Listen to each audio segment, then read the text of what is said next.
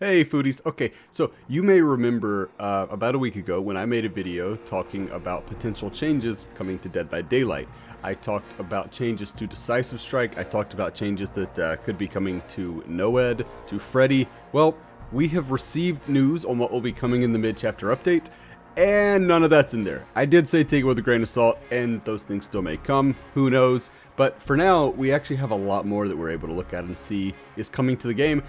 And honestly, as far as mid-chapter updates go, this one's a bit of a doozy. It's pretty exciting, so I don't want to waste a lot of your time. I want to get straight into this one and talk about it because not only is it big for the game, some of what's happening, but it's big for me personally. So I am a Clown main, and that's kind of the big news to come out of this one is the Clown's rework is coming in this very update, which will be coming out per the devs early next week. So from the time of recording this, which is January 8th, early next week, we will be getting the PTB for this mid-chapter update, where we'll actually get our hands on things and see how they feel. But yeah, so the clown, he's getting his rework, and you know what? It's not as bad as I was worried it would be. I was worried there was going to be a full rework, and what it really looks like is they're just kind of touching them up a little bit. So they say that they have added the ability to switch between two different types of, I'm reading it as, I've already read it, but I'm reading it to make sure I tell you right. The tonic, he has his afterpiece tonic. He hits you, it slows you down, he catches up, he gets an easy hit. That is currently how the clown works. Now he will be able to switch between two different tonics, kind of like the doctor of old, where he could switch between treatment and therapy mode, where he could shock you or he could hit you. Well, now Clown can switch between two different types of tonics. One of them seems to remain his afterpiece tonic that slows you down and makes you easy prey, but his other one's very interesting. He now, instead of the afterpiece tonic, he has the afterpiece antidote, which speeds you up. And it seems like a very, I don't know, man, it's a clever way to fix the fact that Clown has no mobility as is, because what it does is it will give you a 10% movement speed bonus for the same amount of time that the afterpiece tonic would slow you down. So presumably, right, if you were hit simultaneously with the tonic and the antidote, you would move at a normal speed. Now that would be impossible to hit them both at the same time, yada yada, I get it, but that seems to be the thing. Whereas the tonic slows you down, the antidote will speed you up, and it seems to be a bit of a double-bladed sword here, where it speeds the clown up, fixes his mobility issues, sure, and that's fantastic. Can you imagine zooming across the map as Clown? The only issue is, if a survivor gets in it, they also speed up, so you're going to have to be really careful with that one, and I am actually personally very excited to see how that goes. They may have fixed Clown's greatest weakness in giving him a way to actually get around the map sooner. I do hope that maybe they don't mention it here, I hope they tweak the reload time, because if you're going to be using them to get across the map now, his bottles are going to go faster than ever. But it's also worth noting, oh, look at that, I am so sorry. I didn't see that in the initial one. So they say we realize that every second counts. That's why we've reduced the time taken to reload your bottles to 3 seconds. That is shaving 2 seconds off, which is huge. That is massive, man. That is, and you don't need to reload the tonics and antidotes separately. So in addition to all that, they are reworking his add-ons. Guys, this is a buff for Clown. This is a decided buff. And it's not really as much of a rework as I was kind of led to believe it might be, but that's fantastic because I love how he plays right now. I am a Clown main. This is exciting. But that is not the only thing that happens, so I will pop it up on the screen, probably cover up my beautiful mug for just a bit, and show you the HUD updates that they have added to the game, which are going to make the game presumably a much cleaner experience in terms of how you see it. There's not a lot to add about this one. Your perks are going to stay in the same location, but what's really nice is that bottom corner where you have all of the survivor info is going to go to the top left corner, and not only that, you're going to see a portrait of the survivors, which is very exciting. It's really cool that now you don't have to say, you know, oh, who is so-and-so? You know, like, especially, look, it's helpful as a survivor, but as a killer, now when you know that the obsession is a Nancy, right? Or you know the obsession's name is, you know, Loop God 420. yeah, now you can look and you can see that's Nancy. Okay, cool. I know not to hit the Nancy if I have saved the best for last. Or I know to find the Nancy if I have played with your food. Very, very exciting, and it's the type of quality of life change that will always be appreciated. That is the type of thing I really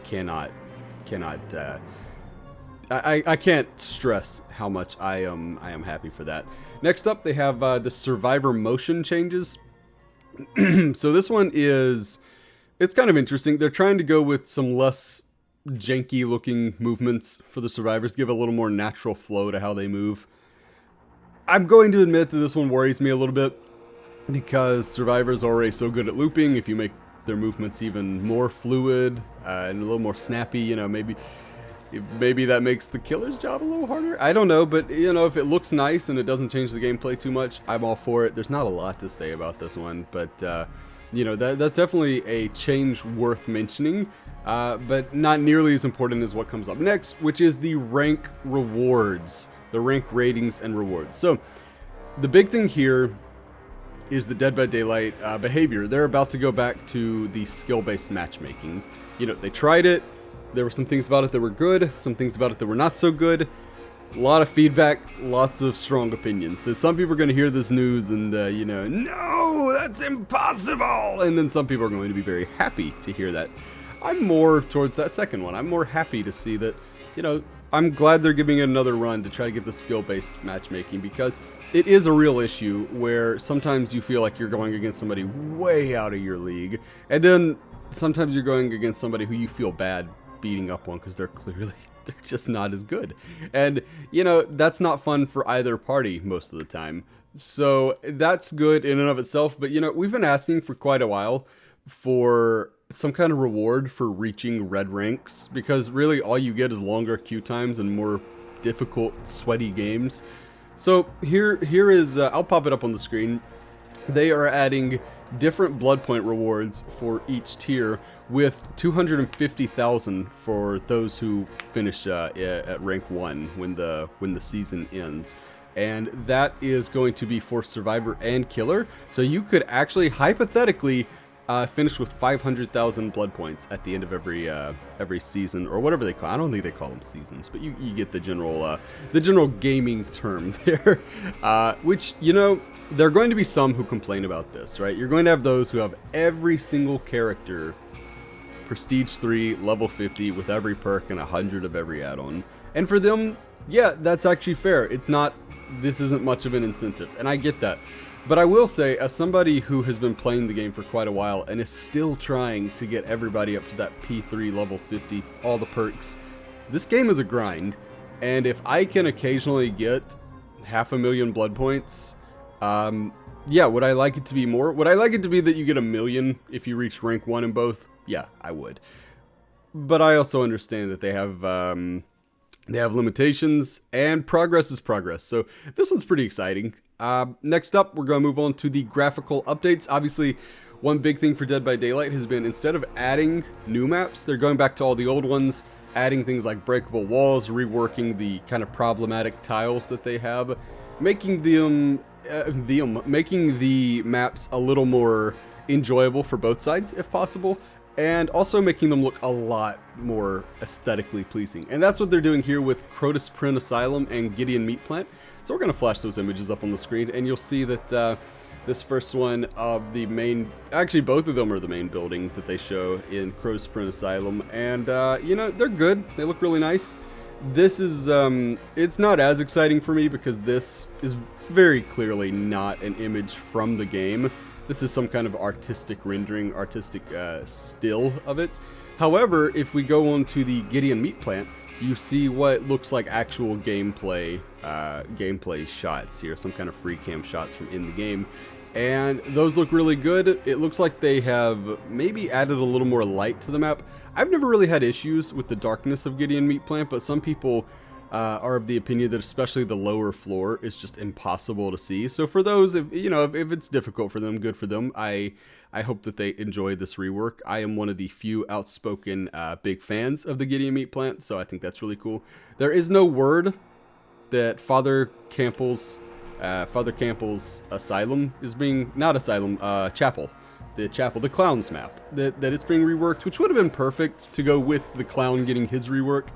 But alas, you know, I get it. You can't always have everything line up too perfectly. But it looks like it's just Nia and Nurse's map of the Crotus Sprint Asylum. Maybe I'll be surprised, but I think they would have released stills if they had the clown's map in there as well. But that's gonna do it for the big news. Just to hit off on what they call miscellaneous, which I actually think is kind of big news because they're reworking two of the weaker killers in the game to some extent with the Wraith and the Trapper. So if you're a Wraith player, if you're a Trapper player, stick around. This is kind of interesting. The Wraith actually gets true invisibility, which is awesome. So, you know, the big issue with the Wraith is, especially if you're on somewhere like you know, like the old Blood Lodge, where you could just see across the map, and it was brutal, and everybody hated it. Well, you could see him moving, even though he was invisible, and it just completely killed his viability against competent survivors. But now, if he's 24 meters away, he is completely invisible. You will not see him. You don't see his shimmer. You're not going to hear him.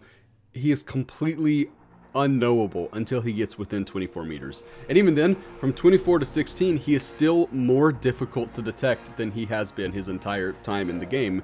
It's only once he gets under 16 meters in range to you that he will begin to, that he'll shimmer like he does currently. Which gives survivors time to react. It gives them time to be, oh shit, the Wraith is here. And he's still hard countered by sprint perks, but that's fine. That's fine that some perks hard counter certain killers.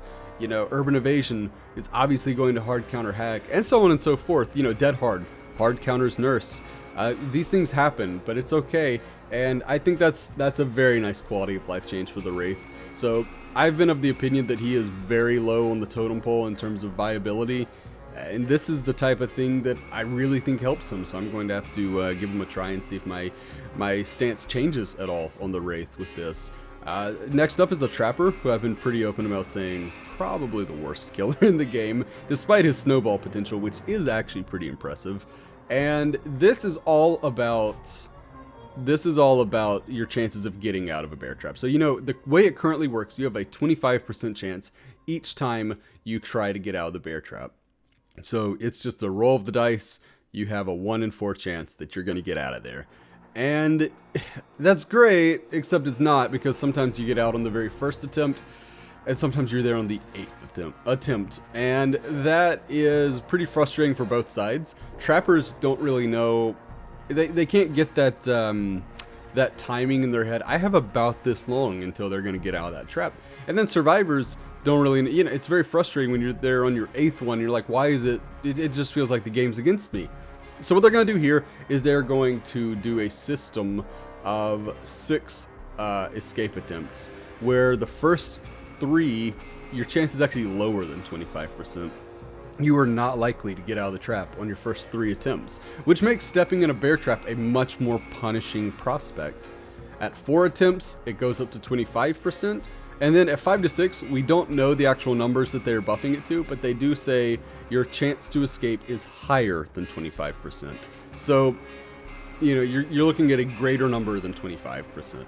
What will that be? I don't know. I'm thinking, sincerely, it might jump up to something crazy like 40%, where you actually have a really good chance of getting out. But I'm not really sure. That is a nice little quality of life change for Trapper. He still needs some things to make him a little bit better, but that's a pretty good one. And you know what? I think Trapper players are going to be pretty happy that they know they really have a pretty good chance of at least 3 failed attempts to escape before a survivor gets out, which will give them more time to kind of play around and maybe be a little more aggressive. Next up, we have Deep Wound. This one's very simple. You currently have 30 seconds to mend once you get hit with Deep Wound, assuming you're not in a chase. This one is a very simple change they're making where you now have 20 seconds. So you can't outright ignore Deep Wound like so many people do up until the last second. Now you're going to have to get on it a little sooner. That's 10 fewer seconds that you have to mess around and cleanse a totem or finish popping a gen or whatever it is. It's a nice quality of life thing. You know, I think obviously Legion is the killer most affected by this, and I think that's good. You know, anything to make Legion a little more viable, because they're not fantastic. They're not the worst killer in the game, but they're not fantastic.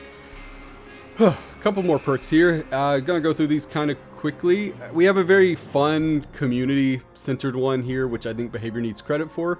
They have addressed Diversion or Pebble. Basically, very simple perk. They haven't given us the exact numbers on it, but you're going to be able to charge your Pebble much quicker, according to them. And that's nice. That's nice. More Pebbles. Maybe people will bring the perk more. It's not a super viable perk, but it is one that's very popular with the community, so I think that's extremely nice. Fixated. They adjusted it to fix a bug where, you know, sometimes you may have never encountered this, but you have fixated on, which obviously makes you walk more quickly, but then you get hit and you're injured and you can't walk quickly anymore, which really defeats the purpose of the perk in a lot of ways. But this one's nice. They have fixed it, allegedly, so that won't happen. Fantastic. Next up, there is Hex Undying, which, if you're tired of the Undying and Ruin meta, which I am, I hate it. I have been very open about how much I hate that meta. They have made 3 simple changes that are going to, make that less prevalent, I suppose. Let's see, change number 1. Anytime a Hex totem is cleansed, it will replace Hex Undying. Hex Undying is then deactivated. This ensures that the first totem cleansed is never your other Hex perk. Number 2. Any tokens you've already accumulated are now kept when the Hex perk transfers totems. This way you're not starting from scratch partway through the match, which rhymes, that's nice. And then number 3, the aura readings that, you know, if you go near a totem with Hex Undying, it actually shows the killer where you are, which is actually kind of a powerful thing. But the aura readings only apply to dull totems. So that's nice, because they said that their purpose of that was they wanted people to use it for more than just Ruin. They wanted Devour, and they wanted Lullaby. And this way, you really do add some more value to those. But what it also does is it means you don't have to cleanse Ruin 4 times in a match. Which, thank goodness. I mean, out of all the changes in here, you'd think the Clown one gets me the most excited. And I am hyped for it, but this is fantastic.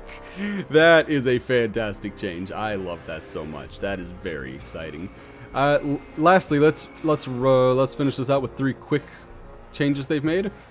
So they have increased the duration of the exposed status effect with Iron Maiden from 15 to 30 seconds. That is doubling the amount of time that you have to hit survivors. That makes this perk a lot better. This doesn't make it meta per se, but it is a lot more viable now. Open-handed. So basically, open-handed has had the range buff, but it no longer stacks with each member of the team who brought it. So we'll see how that goes. I think it's still a garbage perk, but I like that they're trying something new. And then Second Wind. This one's very simple. They're just reducing the time it takes for Second Wind to heal you after you've been unhooked. And that does it. That is the dev update. This is a big one. Lots of quality of life changes. Lots of stuff to like here. This is a very exciting update, I think. And I'm very excited to see how the community reacts to it. I'm sure it will be nothing but positivity and excitement and kindness. But either way, I'm happy. And I wonder how you guys feel about it. How do you feel about the Clown rework? Are you excited for the new HUD system? Oh my gosh, the Hex Undying plus Ruin. That meta is gone, hopefully. Guys, how do you feel about it? Let me know. Please do leave comments below, and let me know if you're disappointed, like, oh, I was hoping they'd cover this and they didn't, or, you know, just whatever it is. Let me know how you're feeling about this, because these mid-chapter updates are a good time for the community to come together and assess, well, what do we want from the game right now? What are we hoping to see change? That's going to do it for me. I hope you enjoyed this one. Please do leave a like and subscribe if you had a good time. We were trying to grow the channel. Make sure you follow me on Twitch. I do stream 5 times a week. Lots of clown gameplay. If that's what if you want to see a clown main, that's what I do. But that's going to do it for me. And until next time, I've been DasFood. You've been lovely, and I will see you next time, friends.